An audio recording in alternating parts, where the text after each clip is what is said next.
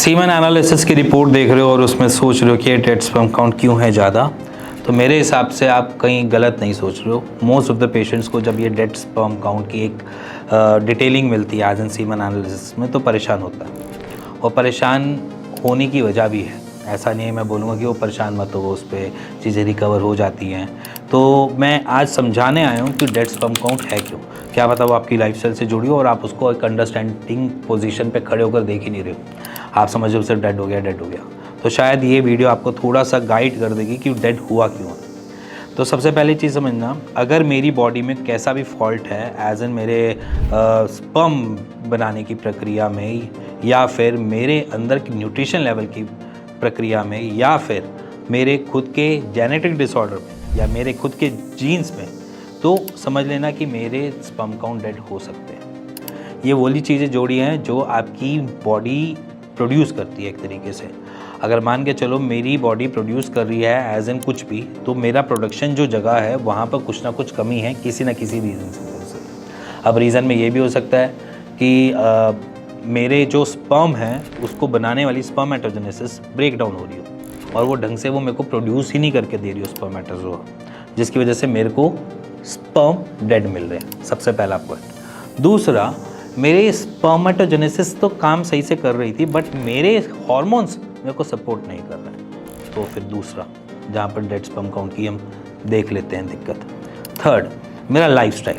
अब लाइफस्टाइल मेरा ऐसा है जहाँ पर मेरे को न्यूट्रिशन नहीं मिल रहे हैं और उसके साथ साथ मैं अपनी बॉडी को बहुत ज़्यादा स्ट्रेस में डाल रहा हूँ। जैसे कि मेरी नींद जो है वो मैं जाता हूँ रात को 4 बजे सोता हूँ और सुबह मैं 12 बजे तक उठता हूँ, और उसके बाद भी मैं पूरा दिन यही सोचता रहता हूँ अभी सो जाऊँ, अभी एक जगह बिस्तर मिल जाए, आधा घंटा सो जाऊँ।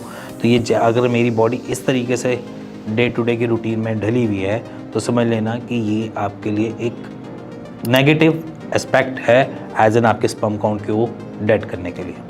ये तो हो गए हमारे इंटरनली।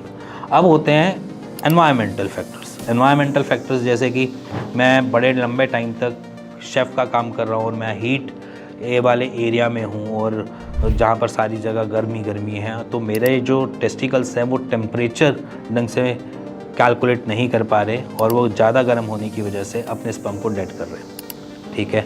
अब दूसरा फैक्टर इसमें क्या आता है कि मान के चलो एनवायरमेंटल फैक्टर में एक तो हीट हो गया। सेकंड फैक्टर, ये दूसरा फैक्टर जो है जहाँ पर हम बहुत तगड़ी जीन्स पहनते हैं, महंगी से महंगी जीन्स डालते हैं और स्लिम फिट में कोशिश करते हैं और ऊपर चढ़ा लेते हैं, तो शायद वो जीन्स जो है वो कहीं ना कहीं आपके जो स्क्रॉटम है उसको जगह नहीं दे पा रही जहाँ पर उसकी कॉन्ट्रैक्शन और रिलैक्सेशन हो, जिसकी वजह से स्पर्म काउंट डेड हो सकते हैं। और थर्ड, मैंने लंबे टाइम से कभी मास्टरबेट ना किया हो, मैंने इंटरकोर्स ना किया हो, उसके बाद जो मेरे स्पर्म है ओवर द टाइम पीरियड वो खुद ही डेड हो गए, जिसकी वजह से मेरे को इशू आ रहा है।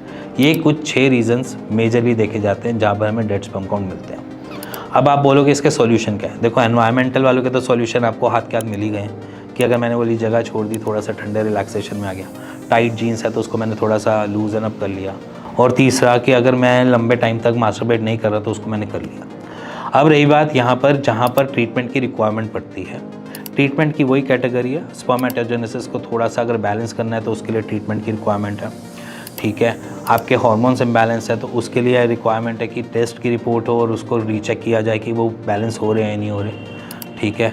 थर्ड, जहाँ पर हम ये कह देते हैं कि आपका जेनेटिक डिसऑर्डर है, तो जेनेटिक डिसऑर्डर्स के ऑलमोस्ट किसी के पास भी ऑल ओवर द वर्ल्ड कोई सोल्यूशन नहीं है, क्योंकि जीन्स आपके वो हमें बता ही नहीं रहे या वो दे ही नहीं पा रहे जिसकी वजह से हमें रिक्वायरमेंट हो या जो हमारी रिक्वायरमेंट हो। सो इसीलिए जहाँ पर ट्रीटमेंट की रिक्वायरमेंट है वो आपके हार्मोन्स पे या फिर स्पर्मेटोजेनेसिस साइकिल को बैलेंस या न्यूट्रिशन लेवल को एनरिच करने के लिए। अगर मैं यहाँ पर बात करी जाए कि अगर डेड स्पर्म काउंट आए हैं तो उसको अंडरस्टैंड करो, अपनी लाइफस्टाइल को देखो क्या गलती हो रही है, उसके ऊपर काम करो।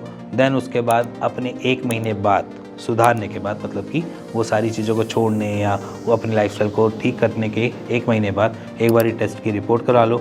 अगर वो आपके डेड स्पर्म काउंट से बढ़ जाते हैं तो वेल एंड गुड है, अगर नहीं बढ़ते हैं तो अपने आसपास के किसी भी डॉक्टर से जाकर इसके बारे में बात करो और उसका सोल्यूशन लो। इसी के साथ मिलेंगे नेक्स्ट वीडियो के लिए, तब तक के लिए good bye, stay tune this channel.